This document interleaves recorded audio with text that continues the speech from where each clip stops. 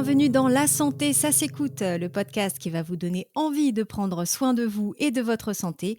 Si vous faites partie comme moi des 50% de Français qui ont malencontreusement perdu leur carnet de santé, une question se pose, comment faire alors pour rester à jour dans ces vaccins? Une solution pour vous aider, c'est le carnet de vaccination électronique Mes Vaccins. Il est déjà bien rodé, il fête cette année ses 10 ans et il a aujourd'hui son application. Je suis au téléphone avec le fondateur de la plateforme numérique Mes Vaccins, le professeur Jean-Louis Koch, médecin biologiste, professeur agrégé à l'école du Val-de-Grâce et enseignant à l'Université de Bordeaux.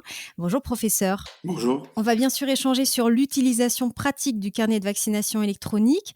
Mais avant, est-ce que vous pouvez nous raconter comment est née l'idée de ce carnet de vaccination? L'idée est née lors de mes premières participations, au comité technique des vaccinations, qui est l'instance qui élabore les recommandations vaccinales et le calendrier vaccinal national. Et lors de ces réunions, j'ai remarqué qu'il y avait un grand décalage entre la qualité des recommandations, leur précision et leur possibilité d'application. C'est-à-dire que meilleures étaient les recommandations, plus précises elles étaient et plus on craignait qu'elles soient mal appliquées en raison de cette complexité. Alors effectivement, là, ce qui nous intéresse, c'est de connaître les avantages du carnet de vaccination électronique. D'ailleurs, je vais tout de suite mettre les pieds dans le plat. Il ne s'agit pas, bien sûr, d'inciter les personnes qui nous écoutent à faire tel ou tel vaccin, on est d'accord. L'idée, c'est de comprendre en quoi le carnet de vaccination électronique peut nous être utile à tous dans nos choix, dans notre compréhension des vaccins et bien sûr dans notre suivi vaccinal. Je referme cette petite parenthèse. Professeur, je vous laisse la parole. Oui, alors, d'abord, je rebondis sur ce que vous venez de dire, tel ou tel vaccin, oui, évidemment pas et donc je précise d'emblée que, ce que nous l'avons fait de manière totalement indépendante des laboratoires, dès le début. Nous n'avons reçu aucun financier de laboratoire. Il n'y a aucune publicité sur la plateforme, Mes Vaccins et les données collectées, de manière anonyme, sont réservées aux autorités de santé à des fins de santé publique. Donc l'outil, il est fait avant tout pour aider les personnes et les professionnels de santé à suivre, la vaccination. Il ne s'agit pas de pousser à la vaccination non plus, hein. L'idée, c'est que chacun ait une bonne représentation du rapport bénéfice-risque concernant la vaccination, avec les avantages, c'est d'être protégé contre certaines maladies, et les inconvénients potentiels, c'est les effets indésirables que pourraient avoir, certains vaccins. Et donc, ce rapport bénéfice-risque, il faut que chacun en ait conscience pour finalement faire le bon choix. Donc ce qu'on propose, nous, c'est d'appliquer les recommandations dans son contexte individuel, en prenant en compte les caractéristiques, individuelles de chaque personne. Et concrètement, comment ça se passe si on est curieux ou désireux de l'expérimenter? Comment on s'y prend? Il suffit de se rendre, sur, mesvaccins.net et de cliquer sur mon carnet de vaccination électronique et de se laisser guider. Il suffit d'entrer une adresse mail et une date de naissance pour pouvoir, créer un carnet, donc qui est, anonymisé. Vous n'avez pas à rentrer votre identité pour y accéder. C'est bien entendu, gratuit pour le grand public et vous pouvez le faire sur le site web ou télécharger l'application. Les 2 interfaces sont utilisables et vous pouvez d'ailleurs passer de l'une à l'autre. C'est vrai que le côté pratique de l'application, c'est de pouvoir la consulter à tout moment, chez son médecin, à l'hôpital, mais ça ne remplace pas pour autant le carnet de santé, on est d'accord? Non, non, ça ne remplace pas le carnet de santé. D'abord, dans le carnet de santé, il y a d'autres informations que celles qui concernent la vaccination. Donc c'est un outil complémentaire parce que le carnet de santé, par contre, ne va pas vous donner les dates des prochaines, vaccinations à réaliser. Et puis effectivement, comme vous dites, on l'a pas souvent le plus souvent, on ne l'a pas avec soi. Si je prends l'exemple des urgences, où peuvent se rendre des personnes après avoir été exposées au risque de tétanos. Dans 95 ces patients n'ont pas, avec eux leur carnet de vaccination. Ce qui, finalement, rend difficile la prise en charge parce qu'il faut faire des tests pour vérifier si la personne est protégée. On va parfois administrer des immunoglobulines qu'on aurait pu éviter ou on va administrer des vaccins qui ne sont pas forcément les plus adaptés. par rapport à ceux qu'on aurait choisis si on avait eu l'historique vaccinal. L'objectif, on le comprend bien, c'est d'avoir des recommandations vaccinales personnalisées en fonction de son profil santé ou de son métier, par exemple, pour au final être mieux vacciné et donc mieux protégé tout au long de sa vie. Vous dites souvent d'ailleurs sans défaut ni excès, expliquez-nous. Oui, sans défaut ni excès parce que, sans défaut parce que souvent il y a des recommandations qui sont mal connues. Je prends par exemple, un adolescent, bah, souvent ne sait pas qu'il faut être protégé contre la varicelle si on ne l'a pas eu. Parce qu'on peut faire une forme plus grave. Chez les femmes, il peut y avoir aussi des atteintes du fœtus ou du nouveau-né. Donc ce risque-là est méconnu et les personnes qui sont éligibles, pour lesquelles la vaccination est recommandée, ne sont pas conscientes de ce besoin vaccinal. Mais on peut en citer beaucoup d'autres. Le méningocoque C, à cet âge-là aussi, on ne sait tout simplement pas qu'on devrait être, vacciné et le médecin ne pense pas toujours à le signaler. Donc là, c'est un outil qui permet donc de prendre conscience, du besoin de protection contre certaines maladies. Donc, quand on dit être mieux vacciné, c'est ça. Donc sans défaut et sans excès non plus parce que lorsqu'on ignore, ses traces vaccinales, son historique, vaccinal, qu'on a perdu son carnet de santé, eh bien, souvent, on recommence à zéro, ce qu'il ne faudrait d'ailleurs pas faire, ou même sans recommencer à zéro, on va faire des injections qu'on aurait pu éviter. Si on survaccine, ce qui peut arriver, on peut avoir des effets indésirables qu'on n'aurait pas dû observer.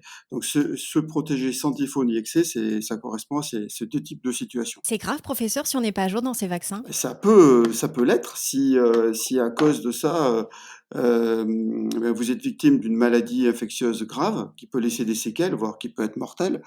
La réponse est oui, ça peut avoir des conséquences dramatiques. Autre avantage du carnet de vaccination électronique, c'est de pouvoir le partager avec un professionnel de santé. On peut choisir qui on veut, comment ça se passe? Alors il y a 4 types de professions autorisées: les médecins, les pharmaciens, les infirmières et les sages-femmes. Donc on peut voir, l'un de ces professionnels de santé. Lorsque vous créez un carnet, vous avez un code de partage qui vous appartient et en remettant ce code de partage à votre médecin, par exemple, celui-ci pourra accéder à votre carnet et va pouvoir valider ce que vous aurez vous-même saisi. C'est-à-dire que la personne elle-même peut découvrir la vaccination, enregistrer ses traces vaccinales, mais bien entendu, vous pouvez commettre des erreurs, vous pouvez avoir du mal à lire certains libellés, inscrits sur votre carnet de santé, c'est pas toujours bien écrit ou facile à lire et parfois c'est pas compréhensible.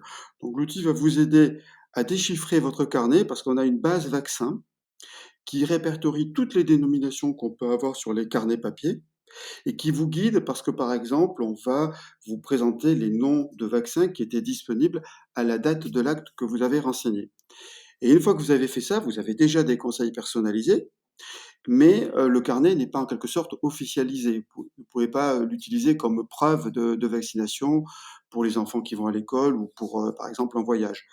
Tandis que là, après validation par un médecin ou un autre professionnel, le carnet est en quelque sorte officialisé et vous pouvez, obtenir un certificat ou une attestation de vaccination si besoin. Professeur, vous qui suivez tous les jours l'actualité autour des vaccins, notamment les vaccins contre la Covid-19, est-ce que le carnet de vaccination électronique peut jouer un rôle dans la campagne de vaccination anti-Covid? Oui, nous jouons ce rôle d'ailleurs. Le premier rôle, c'est de justement d'aider à la conscience de ses besoins vaccinaux concernant la Covid et de son niveau de priorité. Vous savez qu'il y a des personnes beaucoup plus fragiles que d'autres vis-à-vis de la Covid-19. En allant sur le site et sans même créer de carnet, depuis la page d'accueil de mes vaccins, vous pouvez, en quelque sorte tester votre, niveau de fragilité par rapport à la Covid-19 et savoir si vous êtes, très prioritaire ou moins prioritaire.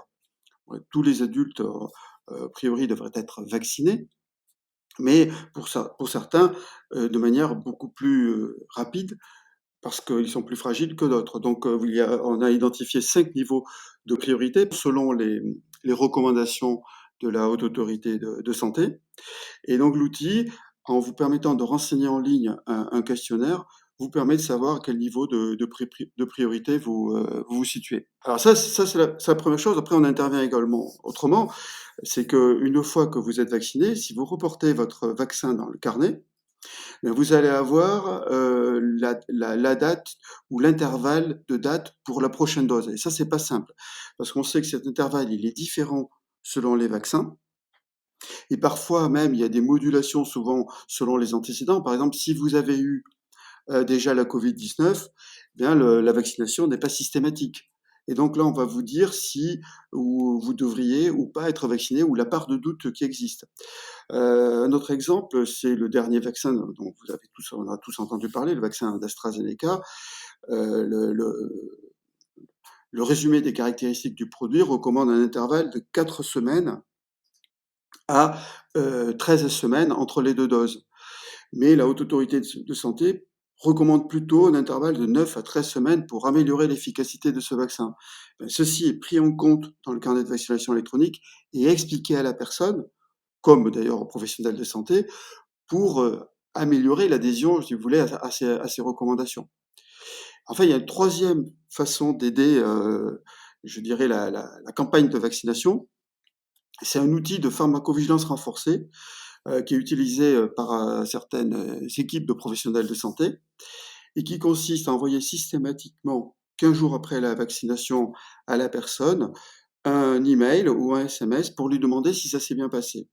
Et donc, on a un retour systématique, finalement, sur la tolérance du vaccin, qui permet d'avoir des informations très précises sur cette Donc tolérance. via le carnet de vaccination électronique, on peut aussi contribuer, à enrichir les données sur les vaccins? Oui, je dirais, c'est le troisième objectif du carnet. Le premier, c'est aider les personnes. Le deuxième, c'est aider les professionnels de santé qui ont un outil d'aide à la décision.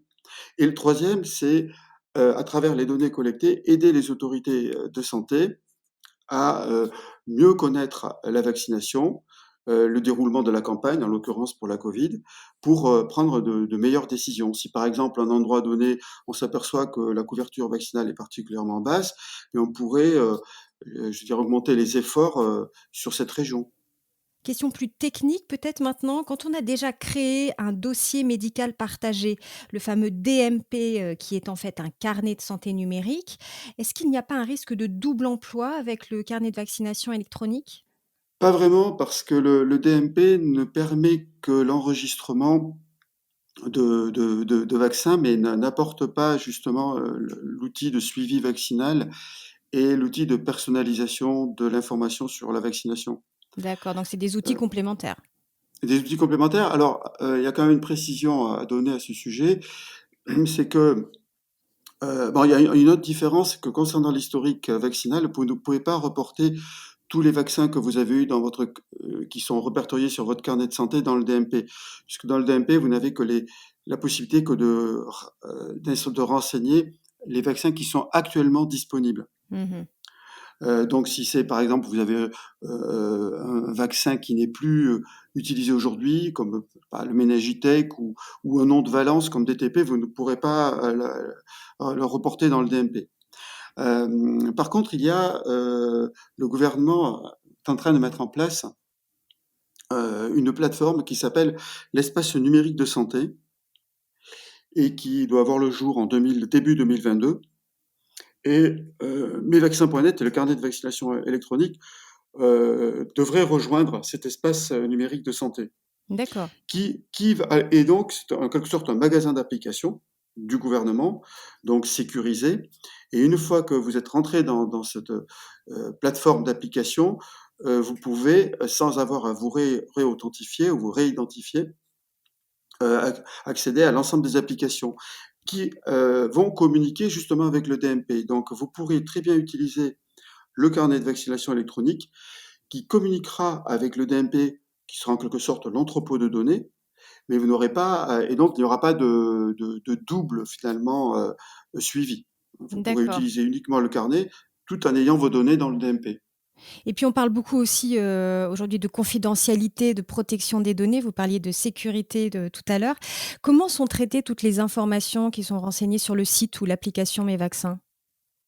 Donc elles sont hébergées sur une plateforme qui est située en France et qui possède un agrément pour l'hébergement de données de santé, un agrément du ministère de la Santé. L'outil avait été agréé il y a longtemps par la CNIL, en 2011 et maintenant l'outil est conforme, au règlement, concernant la protection des données, le fameux RGPD.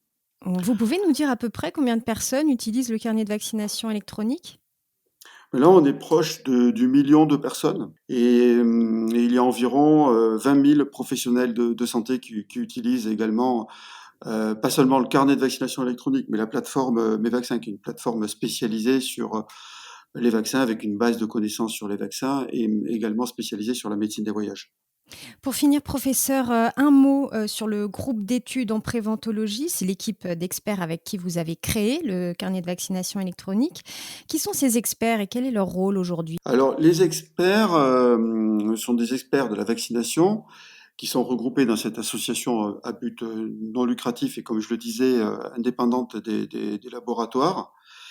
Le rôle de ces experts, c'est, de, mettre à jour la base de connaissances sur laquelle s'appuie le carnet de vaccination électronique et en particulier, le rôle, c'est de rédiger les règles qui déterminent ces recommandations vaccinales, en s'appuyant sur les recommandations officielles et la littérature, scientifique.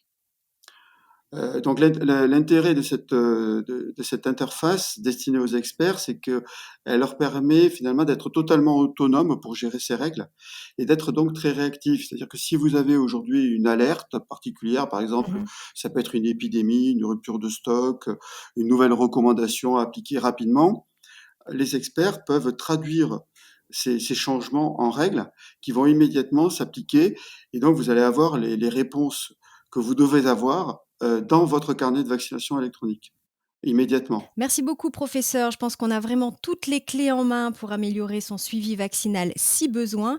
Je rappelle l'adresse de votre plateforme numérique mesvaccins.net. L'application Mes Vaccins est aussi disponible sur iOS et Android.